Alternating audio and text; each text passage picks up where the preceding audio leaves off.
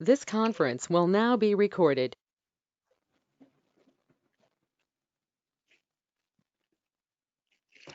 ठीक है, हम प्रोग्रामेबल रोम कर चुके थे, यानी कि जिसको हम सिर्फ रीड कर सकते हैं, इसको हम राइट नहीं कर सकते, ना ही हम उसको मिटा सकते हैं। ठीक है, एक तरह से परमानेंट होती है, कैन नॉट बी इरेज्ड और डिलीटेड। नेक्स्ट है आपकी ईपी रोम। ठीक है, ईपी रोम क्या है? आपकी erasable programmable read only memory. Yes, sir. ठीक है, जैसे इसके नाम से पता लग रहा है कि it is a computer memory chip on which the written information can be changed by exposing to ultraviolet light। इसमें क्या हो सकता है, जैसे हमारी इससे पहले वाली जो चिप थी प्रोग्रामेबल रोम, उसको हम चेंज नहीं कर सकते, उसके अंदर का जो डेटा है उसको हम चेंज नहीं कर सकते थे, लेकिन इस रोम के अंदर का डेटा हम इजीली चेंज कर सकते, इजीली तो नहीं पर हम उसको चेंज कर सकते हैं। It is just like a small glass circle that expose the chip that can be reprogrammed. और हम इस चिप को रीप्रोग्राम कर सकता है, जो भी यूजर अपने सिचुएशन के अकॉर्डिंग या फिर अपनी प्रेफरेंस के अकॉर्डिंग उसको प्रोग्राम कर सकता है। नेक्स्ट आपकी आती है डबल ई पी रोम। ठीक है, यानी कि electrically erasable programmable read only memory. ठीक है, ये नॉर्मली और जल्दी आप इसको इरेज कर सकते थे। उसके लिए हमें इरेजिंग के लिए क्या करना पड़ता था, उस चिप को जो होता था हमें एक्सपोज करना पड़ता था अल्ट्रा वायलेट रेज के जरिए। मगर इसमें क्या हुआ, it is a P ROM that can be erased and reprogrammed using an electric charge. हम एक तरह से एक इलेक्ट्रिकल चार्ज, एक इलेक्ट्रिक का इम्पल्स हम इसको देंगे और उसके जरिए इसको हम पूरा रीसेट करके इसके अंदर अलग से डेटा डाल सकते हैं, इसको पूरा हम एक बार में इरेज कर देंगे। ओके, तो ये रोम के ही आपके दोनों पार्ट हैं। ठीक है, Yes, पी-रोम, sir. एप्रोम और डबल ई पी-रोम, इस तरह से। तो इनकी फुल फॉर्म बड़ा ध्यान से लिख लेना आप, शॉर्ट फॉर्म और फुल फॉर्म आप ध्यान से लिख लेना। Okay, sir. हाँ, क्योंकि फुल फॉर्म कई बार क्वेश्चन होता है ना, आपके जो आपका ट्रिपल सी का है, तो वहाँ पे क्वेश्चंस वगैरह इस तरह से पूछे जाएंगे कि इसकी फुल फॉर्म क्या है, या फिर ये फुल फॉर्म किस शॉर्ट फॉर्म की है। ठीक है, तो आपको साथ साथ Okay, ये sir. याद भी हाँ करना पड़ेगा जी. वीडियोज में, जब एग्जाम होगा तो उसमें सारे छोटे छोटे क्वेश्चन पूछे जाते हैं मल्टीपल चॉइस में। Oh, yes, sir. हाँ, इसको नोट डाउन कीजिए। Okay, sir.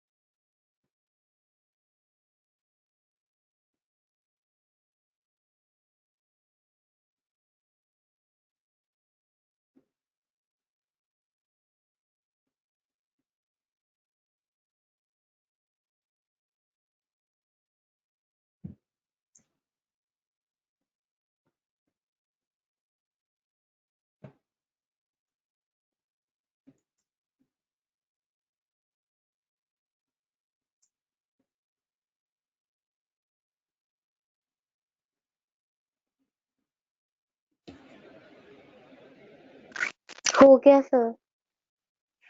हाँ ओके।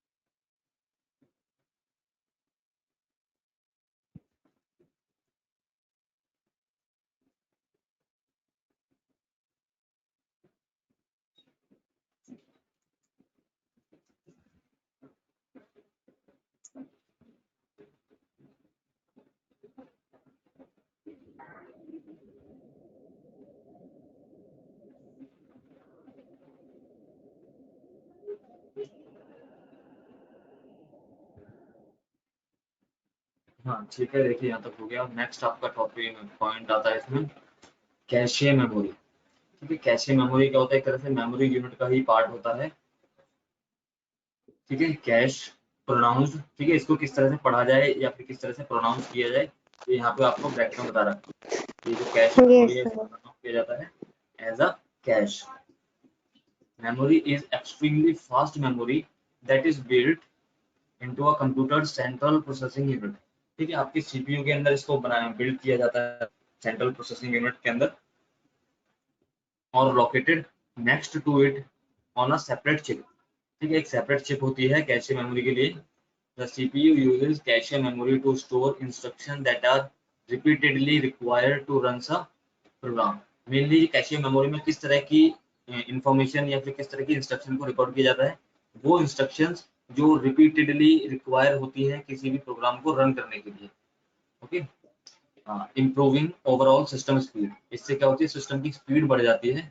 ठीक है, यानी कि अगर हम किसी प्रोग्राम को बार बार ओपन कर रहे हैं तो उसकी जो ओपन होने के बीच में जो टाइम लगता है, उस टाइम में जो भी ग्राफिक्स लोड वगैरह लोड होते हैं, उसकी सारी इंफॉर्मेशन कैशे मेमोरी में एक बार स्टोर हो जाती है। तो जब तक आपका कंप्यूटर शट डाउन नहीं होता, तो जितनी बार भी आप कंप्यूटर के अंदर उस सेम प्रोग्राम को ओपन करते हो, तो वो प्रोग्राम का बहुत जल्दी ओपन हो जाता है, यानी कि हर बार उसमें सेम टाइम नहीं लगता ओपन होने में। ठीक है, आपने देखा होगा ना, जैसे हम कंप्यूटर रिस्टार्ट करते हैं तो उस समय हम कोई प्रोग्राम को यस ओपन करते हैं, उसमें काफी टाइम लेता है थोड़ा सा, मगर जब उस प्रोग्राम को एक दो बार ओपन कर लेते हैं, उसके बाद तो प्रोग्राम जल्दी जल्दी ओपन होने लगता है, इतना टाइम नहीं लेता। Yes sir. ठीक है, as the micro processor process the data, it first look in the cache memory and if it find the data there from a previous reading of data. देखो क्या होता है, अगर कोई माइक्रो प्रोसेसर किसी data को प्रोसेस कर रहा है तो सबसे पहले वो अपने डेटा को कहाँ देखता है? कैशे मेमोरी के अंदर। अगर उस प्रोग्राम को अपना डेटा कैशे मेमोरी के अंदर मिल जाता है, ठीक है, तो क्या होता है, जो प्रीवियस डेटा की रीडिंग होती है वो तुरंत उसको रीड कर लेता है। It does not have to time consuming reading of data from larger memory.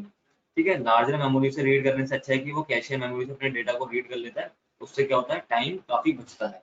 The advantage of cache memory is that if needed data is found in cache, then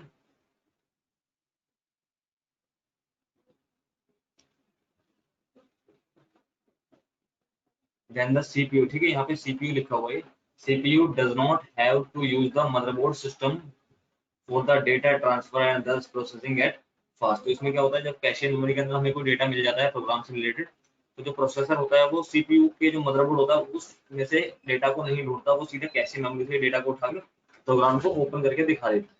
तो इस तरह से आपका जो प्रोग्राम है वो आपको जल्दी ओपन होता हुआ दिखाई देता है। ठीक है, यस सर। ये मेन पार्ट है आपका मेमोरी यूनिट के अंदर, कैश मेमोरी, इसको लिख लो। Okay sir.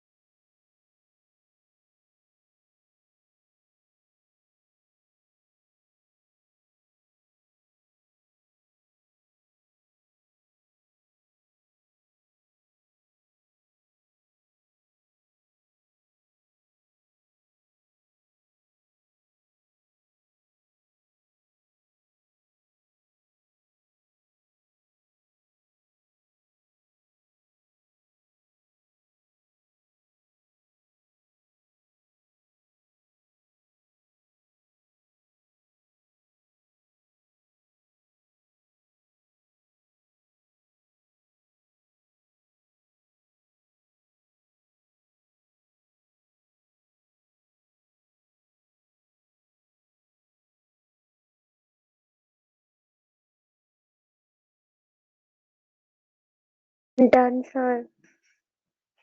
हाँ, यहाँ तक हो गया। सर क्वेश्चन इसमें मदर, यस सर। हेलो। कुछ पूछ रहे हो? यस तो सर इसमें मदरबोर्ड सिस्टम क्या है?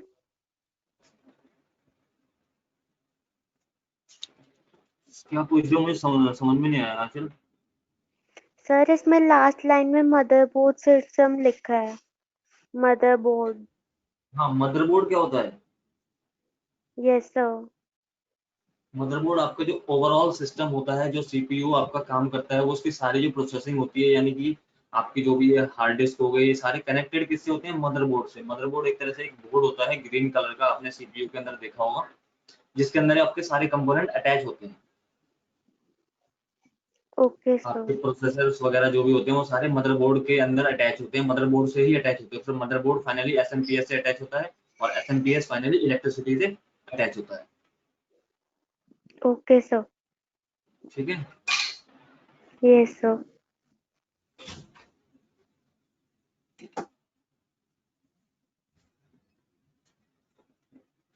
अब नेक्स्ट आपके आते हैं मेमोरी यूनिट के अंदर स्टोरेज डिवाइसेस। ठीक है, स्टोरेज डिवाइसेस या फिर सेकेंडरी मेमोरी। ठीक है, ये तो थी आपकी प्राइमरी मेमोरी जो आपने अभी पढ़ी ऊपर। उसके बाद आपकी सेकेंडरी मेमोरी आती है यहाँ से। ठीक है, सेकेंडरी मेमोरी क्या है? Also known as secondary memory और auxiliary memory is the slower and cheaper form of memory. ठीक है, ये क्या होती है? मेमोरी काफी स्लो होती है और सस्ती भी होती है।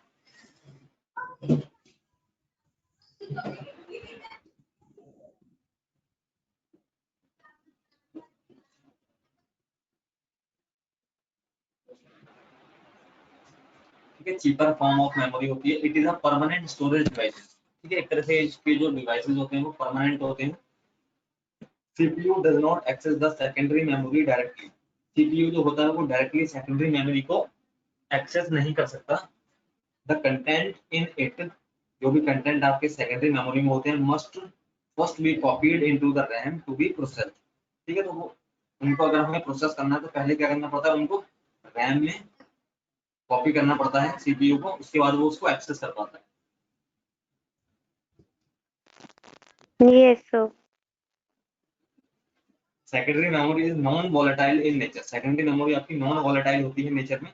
ये अपने आप कभी भी आपके कंटेंट को या फिर आपके डेटा को इरेज नहीं करेगी जब तक आप उसको खुद अपने डेटा को डिलीट नहीं करते, या फिर आपकी वो मेमोरी खराब, मतलब जैसे होता है कि बाई चांस वो खराब हो जाती है। अगर वो या तो खराब होगी या फिर आप खुद डेटा को डिलीट करोगे, तभी आपका डेटा डिलीट होगा, अदरवाइज आपका डेटा डिलीट नहीं होगा, चाहे उसमें इलेक्ट्रिसिटी आती रहे चाहे ना आती रहे।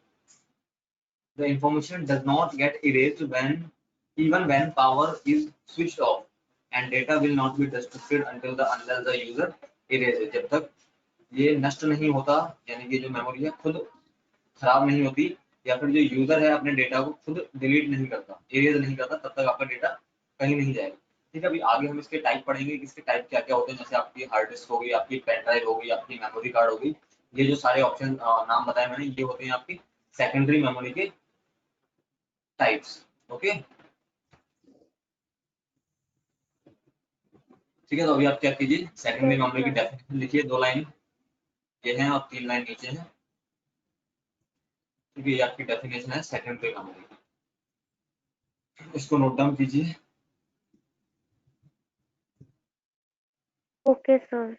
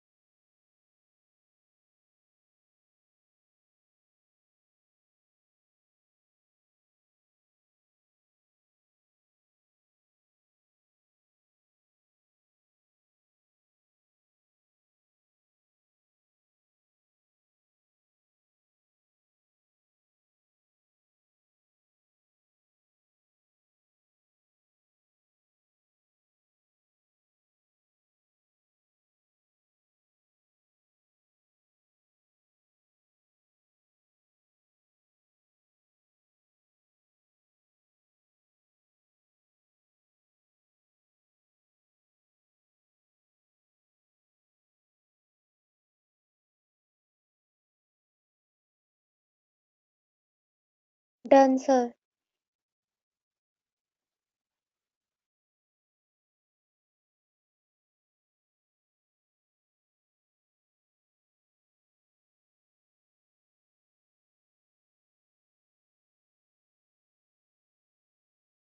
सर हो गया। ठीक है,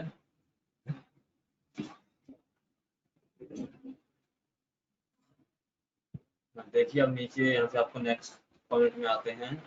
सेकेंडरी मेमोरी की जो डिवाइसेस हैं उसमें क्या क्या आपका इंक्लूड होता है।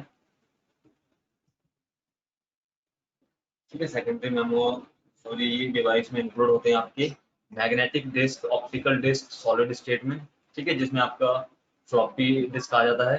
ठीक है, स्पेलिंग यहाँ से ठीक कर लेना है, फ्लॉपी की स्पेलिंग है। ठीक है, फ्लॉपी डिस्क आ जाता है आपका। हाँ, CD, pen drive, hash drive आ जाती है आपकी।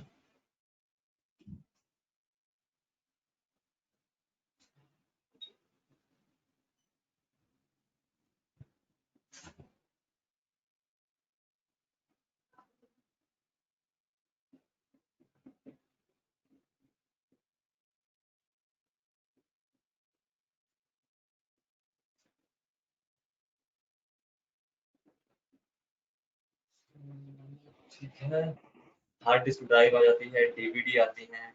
ठीक है, और मैग्नेटिक टेप के अंदर ब्लूरे डिस्क आती है आपकी, एक तरह से जो एचडी डिस्क होती है जिसमें आप ब्लूरे मूवीज को इजीली एंजॉय कर पाते हो। ठीक है, तो उसमें सबसे पहले आपको बता रखिए फ्लॉपी डिस्क के बारे में। फ्लॉपी डिस्क क्या होती है, एक तरह की डिस्क होती है। अब तो खैर बंद हो गई है फ्लॉपीज, अगर आपने कभी देखी हो इंटरनेट वगैरह पे, तो फ्लॉपी एक तरह की,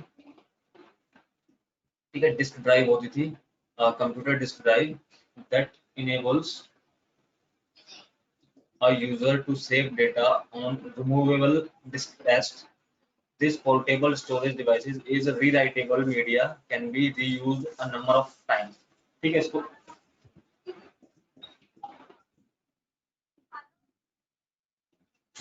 ठीक है, इसको हम कई बार रीराइट और रीयूज कर सकते थे। जैसे आजकल आपके पेन ड्राइव्स होते हैं ना, तो उस टाइम पे पेन ड्राइव्स आपके नॉर्मली ट्रेंड में नहीं आए थे, उस टाइम फ्लॉपीज ट्रेंड में आई थी। इनका साइज काफी कम होता था। ठीक है, मगर ये उस टाइम ट्रेंड में काफी आई थी। देखिए यहाँ पे आपको एंड वाले लाइन में दिख रहा है, floppy has a capacity of 1.44 MB, यानी कि करीब 1.5 MB का साइज कंटेन कर पाती थी आपकी फ्लॉपी, एक फ्लॉपी। ठीक है, तो उस समय ट्रेंड में यही थी, क्योंकि पेन ड्राइव वगैरह या फिर डिस्क ड्राइव वगैरह उस टाइम पे नहीं आए थे। सबसे पहली आपकी जो स्टोरेज डिवाइस थी वो आपकी फ्लॉपी थी। It is made of plastic with magnetic coating, एक तरह की प्लास्टिक की बनी होती थी जिसके ऊपर मैग्नेटिक की कोटिंग हुआ करती थी। It is a round in shape and is covered by a square plastic. ठीक है, होती थी ये राउंड में, लेकिन इसका जो कवर होता था वो आपका स्क्वायर शेप में हुआ करता था।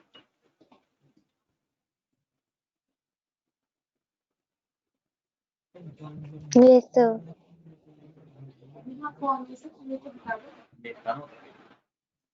इसे ना आवाज फिल्टर, देखो यहाँ पे बता के रखा है, floppy disk are commonly used to move files. ठीक है, स्पेलिंग का थोड़ा सा स्पेलिंग एरर्स है यहाँ पे। ठीक है, फाइल्स लिखा हुआ है, मूव फाइल्स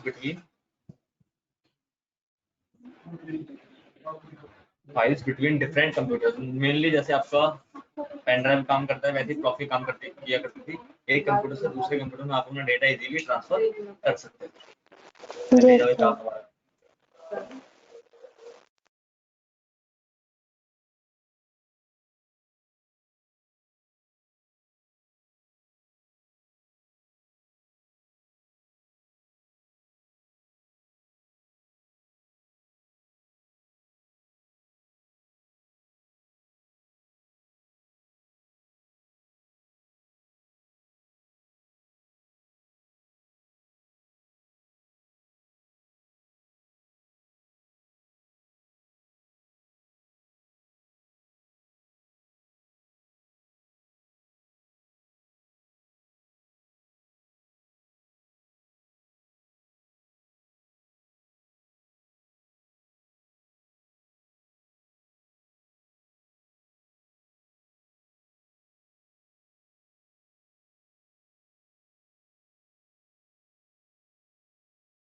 ठीक है, सबसे पहले ये जो बनाई गई थी आपकी फ्लॉपी डिस्क, ये 1971 में बनाई गई थी, first real disk drive. The first widely use floppy disk drive are 4,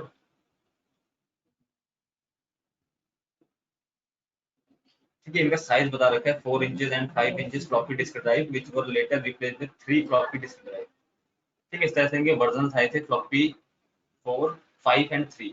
तो पहले 4 इंच की आई, फिर 5 इंच की आई, फिर देन 3 इंच की फ्लॉपी जनरेशन में आई। ठीक है, मतलब उनका साइज धीरे धीरे छोटा होता गया, और फिर धीरे धीरे आपकी जो स्टोरेज डिवाइसेज है उनका साइज और भी छोटा होता गया, जैसे आजकल पेन ड्राइव्स वगैरह हैं। तो अब तो बिल्कुल ही आप उन पोर्टेबल डिवाइस को बोल सकते हो, बिल्कुल ही काफी साइज में छोटी होती है। ठीक है, तो एक तरह से ये फ्लॉपी डिस्क ड्राइव इसके यस बारे में लिख सर। लीजिए कि मेनली इसका साइज क्या होता है, इसके वर्जन कौन कौन से हैं, और ये कब इंट्रोड्यूस हुई, यानी कि कब ये बनी पहली बार। और यहाँ से आखिरी लाइन में जरूर नोट डाउन करना कि इसका साइज, इसकी कैपेसिटी क्या होती है। ओके,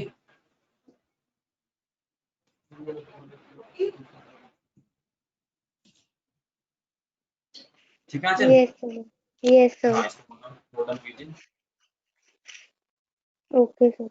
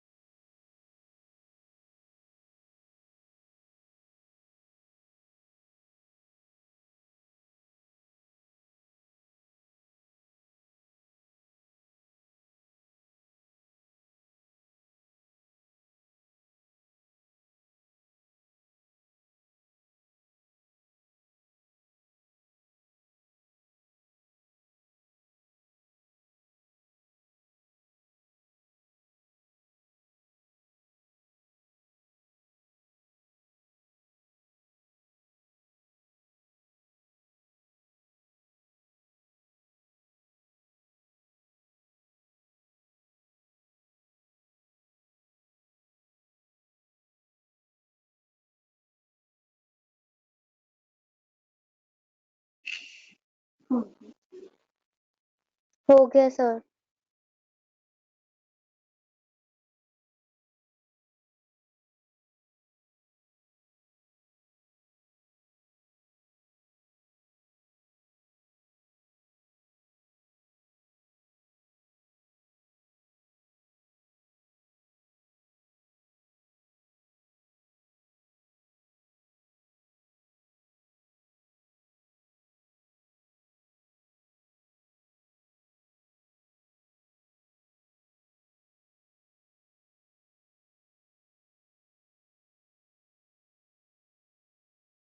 यहाँ तक हो गया आंसर।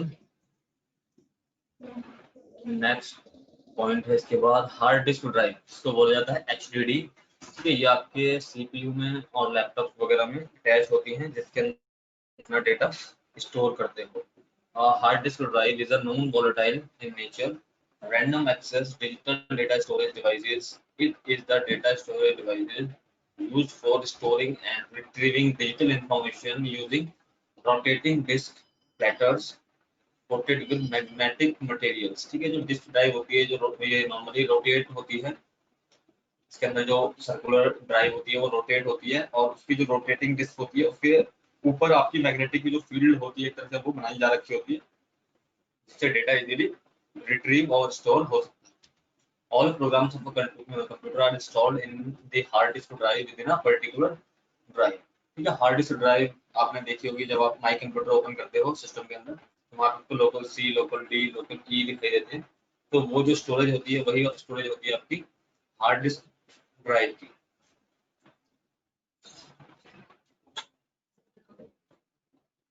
Yes sir.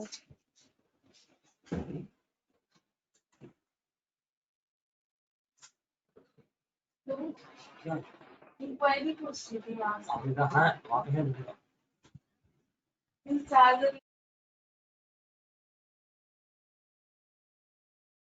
ठीक है, ये कंप्यूटर के अंदर इंस्टॉल होती है और इसको हम अलग अलग पार्टीशन बना के इसको हम अपना डेटा रख सकते हैं, लोकल C के अंदर, लोकल D के अंदर, इस तरह से। ठीक है, अब इसके बारे में बता रखा है कि इसकी जो बनाने के तरीके होते हैं वो क्या होते हैं। It consist of a spindle that hold on magnetic field circular disk. ठीक है, एक तरह का स्पिंडल होता है जो प्लास्टिक का कवर होता है बाहर से, उसके अंदर मैग्नेटिक फ्लैट की सर्कुलर डिस्क होती है, जिसको बोला जाता है platters. Okay, which hold the recorded data, जो डेटा रिकॉर्ड हो रहा है उसको होल्ड करके रखती है वो डिस्क। Each platter requires two read write heads. ठीक है, हर प्लेटर के अंदर आपके रीड राइट के जो हेड होते हैं वो होते हैं, that is used to write and read the information from a platter. और वो हेल्प करते हैं, जो हेड्स होते हैं वो हेल्प करते हैं कि आप अपने डेटा को किसी भी तरह से रीड कर सकते हो और उसको बार बार राइट कर सकते हो। okay? All the read write heads are attached to a single axis arm, so they cannot move independently। Mainly जो हेड होते हैं वो अटैच होते हैं किसी न किसी जो प्लेटर का जो रूम होता है उस रूम से अटैच होते हैं, ताकि हेड्स ऑटोमेटिक अपने आप मूव ना कर सके। जब तक प्लेटर मूव नहीं करेगा, ठीक है, तो प्लेटर के अंदर जो रूम्स हैं वो मूव करेंगे, देन आपका हेड जो है वो मूव करेगा। तो यानी कि जो रोटेट वाइज घूमते हैं सर्कुलर पाथ में, जो आपकी डिस्क मूव करेगी, तो वो सारे एक साथ मूव करेंगे, कोई भी अलग अलग मूव नहीं करेगा। यानी कि पहले प्लेटर घूमेंगे, प्लेटर के साथ रूम घूमेगा, रूम के साथ जो हेड होगा वो मूव करेगा। Okay, yes this sir. information is recorded in bands, each band of information is called track। और इसके अंदर जो हेड के अंदर आपके रूम होते हैं, रूम के अंदर आपके बैंड्स होते हैं, और हर बैंड के अंदर एक तरह का इंफॉर्मेशन जहाँ पे इकट्ठी होती है उसको बोला जाता है ट्रैक। ठीक है, तो ये इसके स्ट्रक्चर बता रखा है, मेनली इंफ्रास्ट्रक्चर की किस तरह से आपकी हार्ड डिस्क अंदर से होती है, उसकी जो बिल्टअप स्ट्रक्चर होता है वो कैसा होता है, और उसके अंदर डेटा किस तरह से और कहाँ पे स्टोर होता है। ठीक है, तो हर बैंड के अंदर जो अलग अलग इंफॉर्मेशन होती है उसको बोला जाता है ट्रैक। Each yes sir. हाँ जी, सर ये लिखना नहीं है। अच्छा लिखा नहीं था, एक मिनट। हाँ, तो हार्ड डिस्क ड्राइव यहाँ तक लिख लो, उसके बाद आपको आगे बताता हूँ। Okay sir.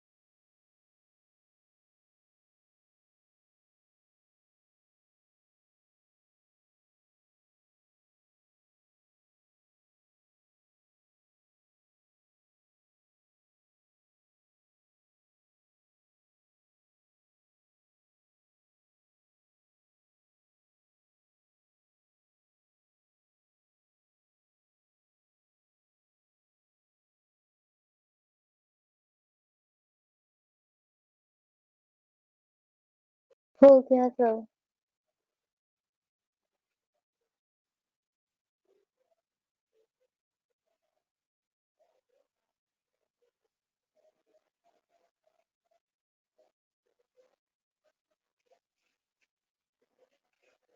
सर हो गया।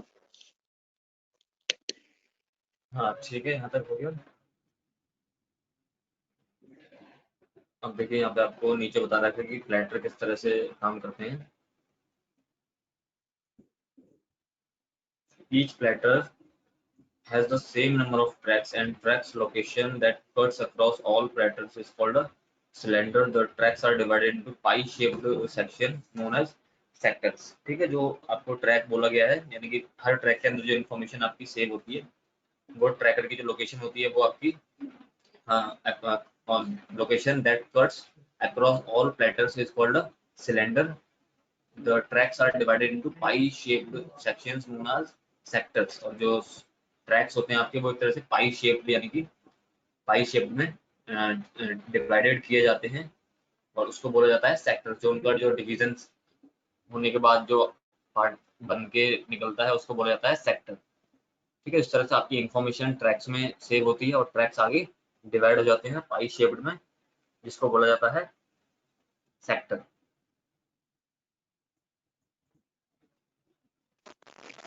जी सर। ठीक है, इसको भी नोट डाउन कर लीजिए। फिर आगे ठीक है, हार्ड डिस्क ड्राइव के अंदर का जो स्ट्रक्चर है वो बताया गया इसके बाद।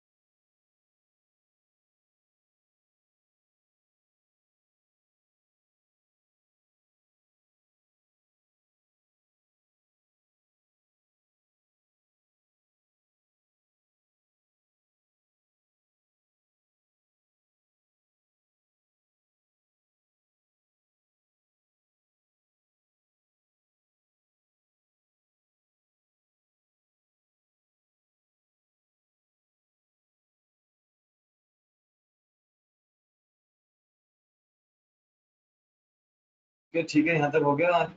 अच्छा,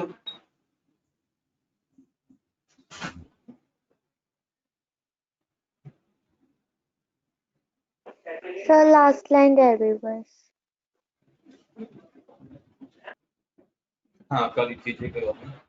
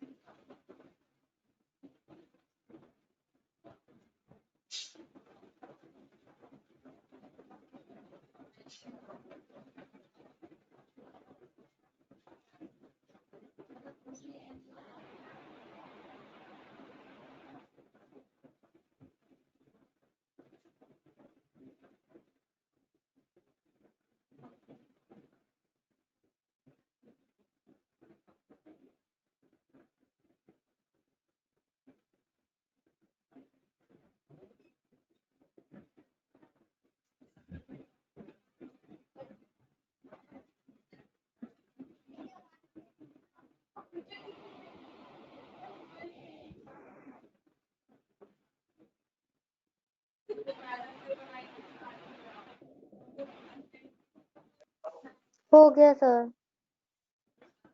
हाँ हो गया। Yes sir. हाँ ठीक ठीक है ठीक।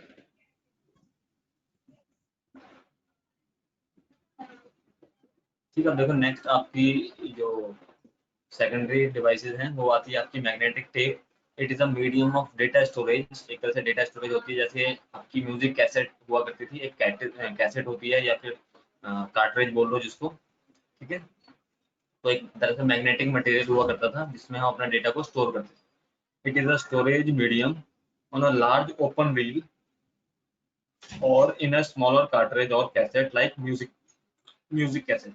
It is used for those applications that are based on sequentially data processing, that is it is sequentialized data access medium। पर इसमें होता क्या था, आपका जो डेटा है वो सीक्वेंस में आता था, यानी कि जिस तरह से डेटा को रिकॉर्ड किया गया है आप उसी तरह से डेटा को एक्सेस कर पाते थे। यानी कि अब जैसे कोई कैसेट में आपके 10 गाने हैं तो 10 गाने जिस सीरीज में है उस सीरीज में आप उसको एक एक करके सुन पाओगे।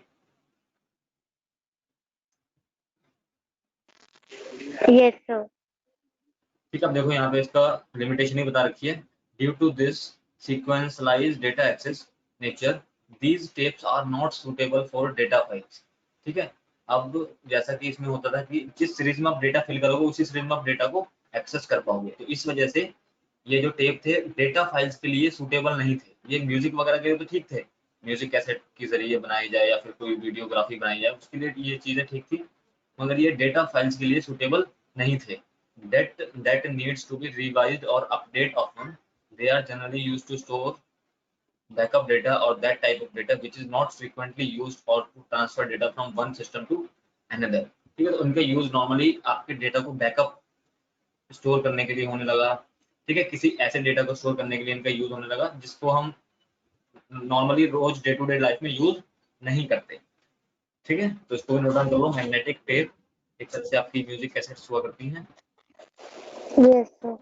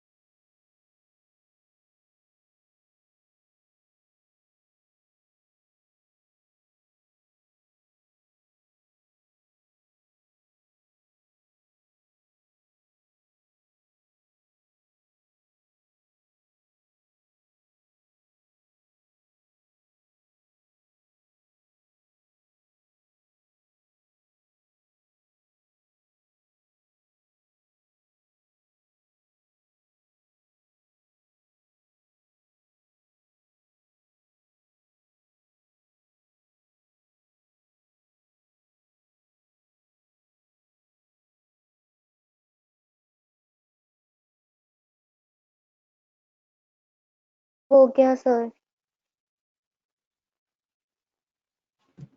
ठीक है। आंचल, इसके बाद आगे करवाएं या फिर आपकी कोई दूसरी क्लास होती है? सर कराना करा दो। क्या चीज? आगे आपको कराना है तो करा दो। ओके ओके, ठीक है। ये कॉम्पैक्ट डिस्क वाला और करवा देते हैं आपको। कॉम्पैक्ट डिस्क क्या होती है? जैसे आजकल जो आपकी सीडी वगैरह होती है, ठीक है। कॉम्पैक्ट डिस्क, इसकी फुल फॉर्म भी आपके साथ, इनकी फुल फॉर्म भी साथ साथ लिखी होती है, तो इनको भी ध्यान से लिख लिया करो। CD is an optical media that is used to store original store digital. ठीक है, इसके अंदर आप किसी भी तरह के डेटा को स्टोर कर सकते हो। The compact disk are relatively cheap storage devices, काफी सस्ती होती है ये प्राइस में। Compact disk are categorized into 3 main categories. अब सीडी को आगे इन्होंने कैटेगराइज कर रखा है अलग अलग कैटेगरी। तो पहली इसकी कैटेगरी है CD ROM. Yes sir. Compact disk read only memory. ठीक है, रीड ओनली मेमोरी से आपको पता है कि इस तरह की रोम के अंदर आप सिर्फ अपने डेटा को एक बार राइट कर सकते हो और उसको बार बार रीड कर सकते हो, बार बार उसको राइट नहीं कर सकते आप। ठीक है, यस सर। इसको नोट डाउन कीजिए, फिर आपको समझाता हूँ ये किस तरह से ये काम करता है।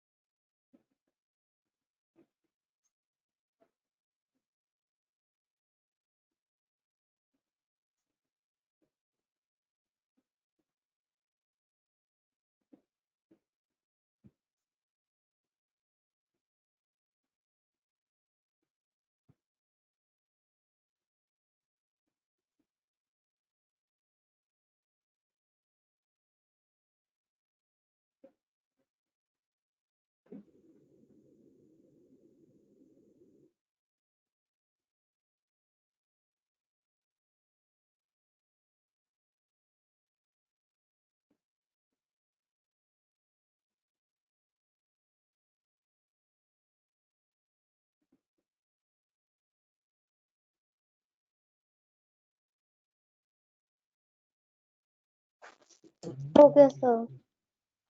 हाँ ठीक है, अब देखो पहला पार्ट है इसका सीडी रोम, जिसको बोला जाता है compact disk read only memory. एक तरह की सीडी होती है जिसको आप सिर्फ रीड कर सकते हो। Data is recorded permanently on the surface of the optical disk through the use of laser. The recorded content can not be changed और इरेज्ड बाय यूजर। इसको बस एक बार सीडी को बनाया जाता है और उसके बाद इस सीडी को आप वापस से इरेज नहीं कर सकते या फिर इसको चेंज नहीं कर सकते, इसका जो डेटा होता है उसको चेंज नहीं कर सकते। It is also called warm disk, ठीक है, इसको क्या बोला जाता है, वॉर्म डिस्क भी बोला जाता है। वॉर्म की फुल फॉर्म होती है राइट वंस रीड मैनी, ठीक है, यानी कि आप उसको, इसके अंदर जो डेटा है आप उसको सिर्फ एक बार डाल सकते हो, लेकिन उस डेटा को आप कितनी बार भी उसको देख सकते हो,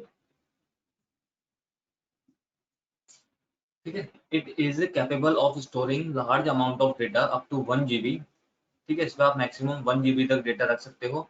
although the most common storage capacity is 700 MB, mainly जो इसकी कैपेसिटी होती है हाईएस्ट वो 1 GB तक होती है, लेकिन मैक्सिमम जो सीडीज आपकी मिलती है वो 700 MB के अंदर मिलती हैं शॉप्स वगैरह पे अगर आप परचेज करते हो तो, ठीक है। अब इसका एग्जांपल आपका हो सकता है जैसे आप मूवीज की जो सीडीज वगैरह लाते हो, ठीक है, उनको आप क्या कर सकते हो, उनको आप बार बार एक ही मूवीज को, एक ही सीडी को बार बार यूज करके कितनी बार भी मूवी देख सकते हो, मगर आप उसको ऐसा नहीं कर सकते कि उनके अंदर जो मूवीज हैं उनको चेंज करके आप उनके अंदर दूसरी मूवीज इंसर्ट कर पाओ, ठीक है, तो वो काम नहीं कर सकते आप, वो एक बार किया जाता है शुरुआत में।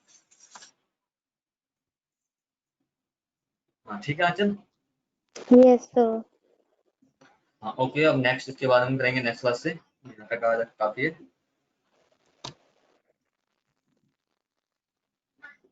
हाँ ओके, गुड बाय आंचल। सर लेकिन अगर हम सीडी में स्टोरेज है तो और भी तो डाल सकते हैं हम। क्या चीज? अगर सीडी में स्टोरेज है तो हम और भी तो डाल सकते हैं। नहीं नहीं नहीं, वो दूसरी सीडी होती है, पर हम इस टाइप की जो सीडी होती है ना, जो रीड ओनली मेमोरी वाली होती है, उसके अंदर अब जैसे आप शॉप से कोई सीडी परचेज करके लाए जिसके अंदर आपको एक मूवी या फिर 5 मूवी देखने को मिलती है, ठीक है, तो यस उस तरह की जो सीडी होती है उनको बोला जाता है सीडी रोम, यानी कि जो मैन्युफैक्चर ने वो सीडी बनाई है जिसके अंदर उन्होंने डेटा डाला है, उस डेटा को तो आप हटा नहीं सकते ना,